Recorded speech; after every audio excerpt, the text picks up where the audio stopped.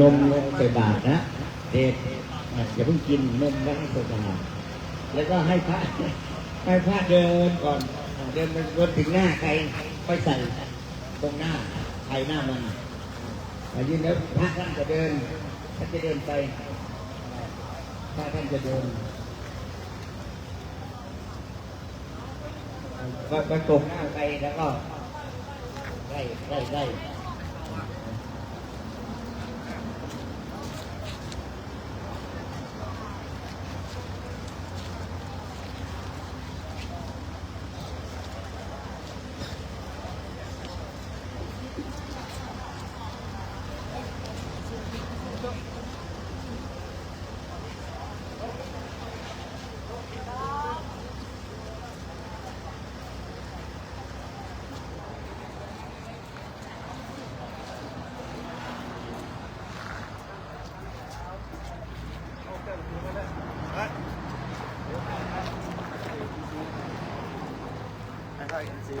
ตั้งแต่เอาแต่พูดมาเลย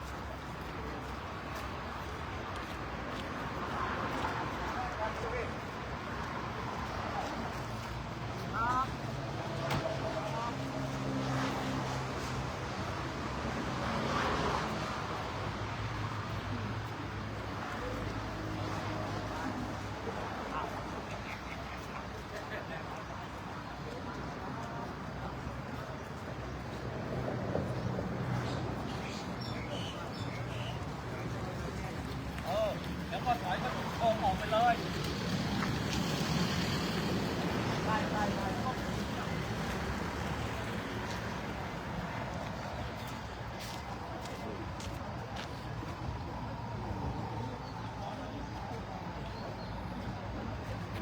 ซื้อโทรศัพท์ใหม่ก็ไม่มีมันใช้งานหนักทั้งแอป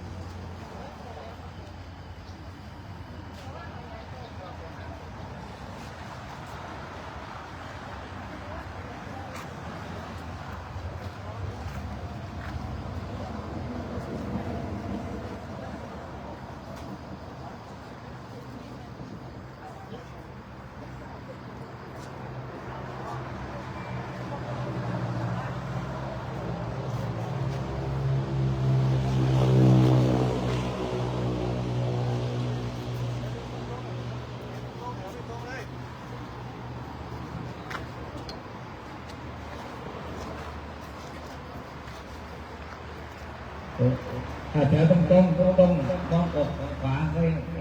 เอ็นไว้เนาะซ้ายและกดตรง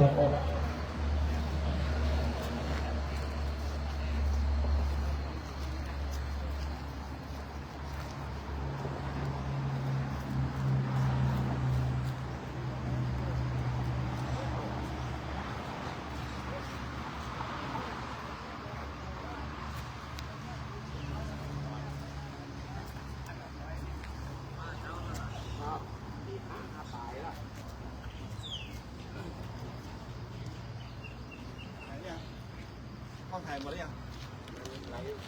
เอาแล้วไม่ไปถ่ายนิ่งเหรอ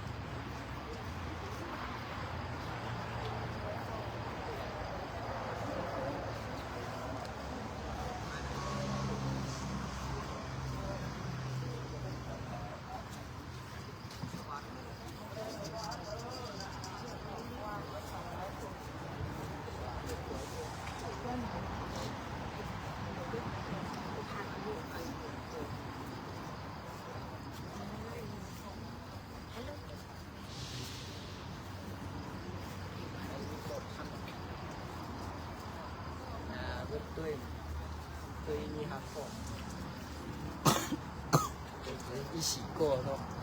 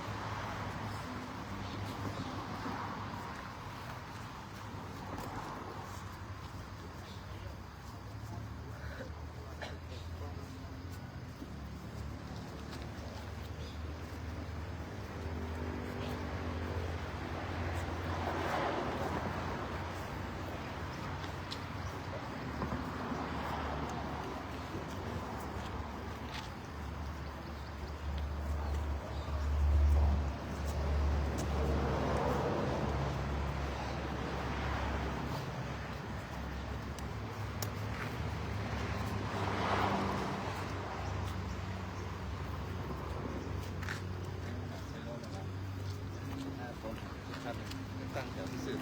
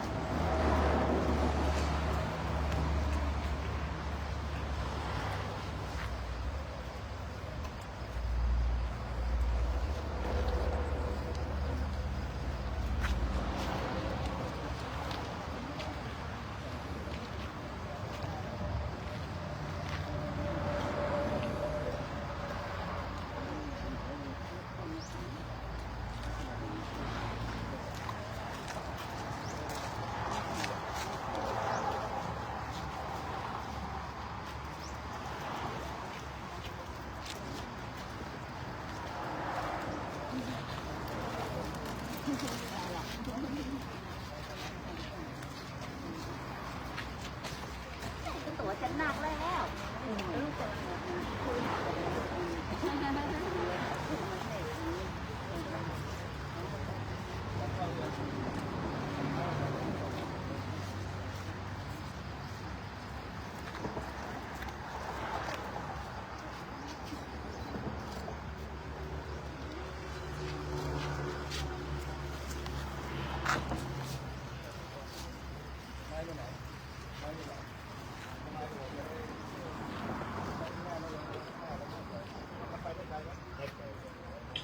เผ็ดได้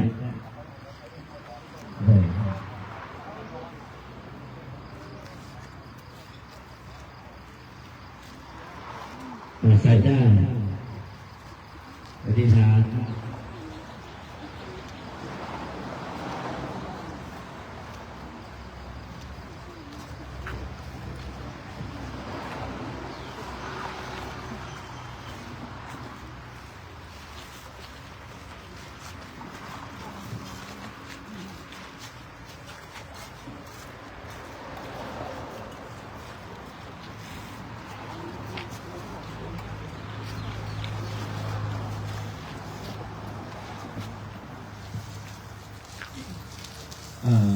เนื่องในวันนี้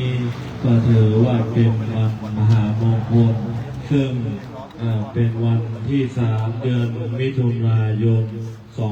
2568 ก็ซึ่งเป็นวันที่ครบรอบของพระนางเจ้าสุธาธิดาพระบรมราชินีก็ขออำนวยอวยพรให้กับคุณเชิดพงษ์กิ่วแก้วและคณะผู้บริหารและคณะพนักงานทุกท่านจงมีสุขภาพที่แข็งแรงเจริญรุ่งเรืองในหน้าที่การงานต่างๆให้มีอายุวันนะสุขภาละปฏิภาณธนสารสมบัติเธอต่อไปรับพรยะถาวาลิวหาปุราปาริปุเรนติสาคละเอวะเมวะอิโตทินังเปตานังอุปกัปปติอิจิตังปฏิตังตุมหังคิปะเมวะสมิชันตุสัพเพปุเรนตุสังคปาจันโทปนะละโสยถามณิโชติละโสยถาวิวาชันตุสัพพะโลกวินาศตุมาเตภวัตวันตรายโยสุขีธิกายุโกภวะอภิวาทนาสิริสเนจังวุฒาปจายโนจัตตารโอธรรมวัฏันติอายุวันโนสุขังภาลังชัยสิทิธานังอาภังโสทิภาคายังโสภะภาลังสิริอายุจวันโนจะโพคังมุทิยจยตวาตตวะสาจะอายุวัจชีวัตเตเทภวันโตเตภวันโตสัมมามังคลาลาคันโตสัพพะเทวตาสัพพะพุทธานุภาเวนัสสะทาโสทิภวันโตเตภวันโตสัพพะมังคลังอาคันโตสัพพะเทวตาสัพพะธรรมานุภาเวนัสสะทาโสทิภวันโตเตภวันโตสัพพะมังคลังอาคันโตสัพพะเทวตา